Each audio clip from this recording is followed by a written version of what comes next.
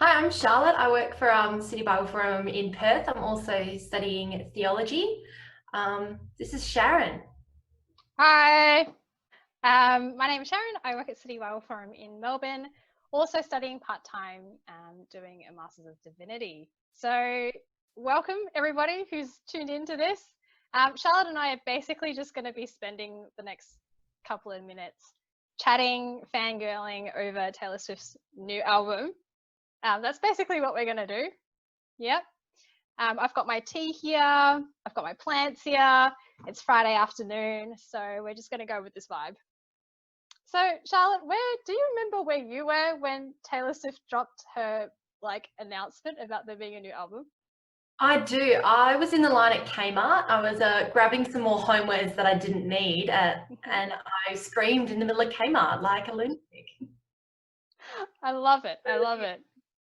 I was in bed, even without the time difference. I'm a bit of a grandma anyway, but I actually was not on Instagram. I had a couple of people ping me just, with exclamation marks and links and tagging me and stuff. And I'm like, oh no, what has happened? But it was pretty exciting. It was pretty exciting. And we didn't have to wait too long to hear it. It was like a totally Beyonce move, just surprising us all. Yeah. And I think we all wanted a bit of surprise, everyone being in lockdown and everything. Yeah, it's a bit crazy. I think back then, it's only a couple of weeks ago, but various parts of the world, like people in America call it quarantine, in Singapore they're calling it the circuit breaker, New Zealand called it lockdown, we're calling it ISO. It's just kind of nice to have, to benefit and be gifted this wonderful ISO project, Yeah, I definitely. suppose, when we're in lockdown. We're just drawn to stories. I don't know what your Netflix queue looks like, but I've just been craving, you know, different stories, whether it's video, whether it's music. So it's really nice to be introduced to this new universe that Taylor Swift's put out there. Yeah, definitely. I feel like I've finished Netflix. Like there is no more. I've reached the end. You're done. Yeah. So what is it about music then that, taps into something different than, say, Netflix? I reckon it's more fun in some ways, Hmm. uh, in that you yourself get to be part of the creative process. Like when you're watching something on Netflix, a Mm. movie or a TV show, you're really just consuming the story. Mm. Whereas when it's music, you get to join in as you sing along or dance along. You get to participate in the process as you imagine the visual side of the story that you're not getting to see. What do you reckon? Yeah. Yeah, I love that. Um, I guess permission to participate. Yeah. I suppose in TV shows you do too, but nobody really, quotes the lines one after another like you would, a 3.5 minute track, Mm. as you sing along and dance. I suppose folklore is a little less dancey. Um, you're like, Each to I, their own. yeah, exactly. That's fair enough. That's fair enough. Um, I I love words, and so I think music provides. I guess it provides the respect of literature in a way that just gives me the space to imagine what kind of world those words are painting. Whereas I think for TV, I think you're right. It's kind of like somebody has already interpreted a story a certain way and is forcing you to see it from these different angles. Um, no disrespect to film and TV, because I mean that's a different art form for another conversation. Um, but yeah, song really taps into something different, I think, and I think it's interesting that Taylor's chosen to call her album Folklore. Yeah. Yeah. I did a bit of a Google search. So the definition for folklore is defined as stories, customs, and beliefs in a culture that are unwritten and passed down orally from generation to generation. So the idea of stories being passed down orally is quite fascinating. I think definitely that's what Taylor Swift's done here. Um, yeah, what do you make of her storytelling ability? I think we've always known that Taylor Swift is a storyteller, like across all of her albums, whether she's telling stories from her own life, her own heartbreaks, or when she's making up characters and telling us a story. She's always done that. But I think it really does come forward in this album. Like she really shows how powerful and strong she is as a storyteller. Like, for example, when I listen to The Last Great American Dynasty, I can really powerfully picture quite vividly the character she's describing. Like without even ever seeing Bill and Rebecca, I know what they look like. Mm. Go to their charming and a little gauche wedding, but I can imagine it. I can see the key lime green dog. Like she paints all the word picture in such a powerful way. I almost don't need a video clip. Like I want one. Taylor, if you're listening, I really want one, but I almost don't need one because her words have created that in my mind. Yeah, that's fascinating. I think it really helped. I guess it really makes me want to go back and search for that story online just to see what other details Taylor has like weaved in lyrically. Yeah, definitely. I think that that kind of weaving in storytelling, that's really part of her success as an artist. And while all of her albums are so different stylistically, like when you think if you compare this to Reputation or even to Red, like all of her albums, the common thread is her storytelling and how she meets that desire and love that we have for stories for her music. Yeah. I mean, the album itself has songs in major keys and minor keys, Mm. and some ambiguous ones. But without getting technical, favorite tracks, your top three of this This album. may sound really lazy, but my top three are The One, The Cardigan, and The Last Great American Dynasty. Even though they're at the beginning, and I know that makes it sound lazy, like, have you even listened past the first three? I I think, don't need to. I mean, on one hand, I don't know, maybe. I have listened past the first three, but I keep coming back to these three. They're great to sing along to, and they feature so many of these like sassy one-liners that I love Taylor Swift for. Like all those things that I want to say and be clever enough to say, says them, and they're just so good. They're so good. They're so good. What about you? What are your top three? Um, I'm definitely in the nostalgia, sit in my wallow in my feelings camp. My top three would have to be Peace, Exile, and Invisible Strings. I mean, Invisible Strings is a bit more whimsical Hmm. for me, but the songs Peace and Exile, I think, just tap into.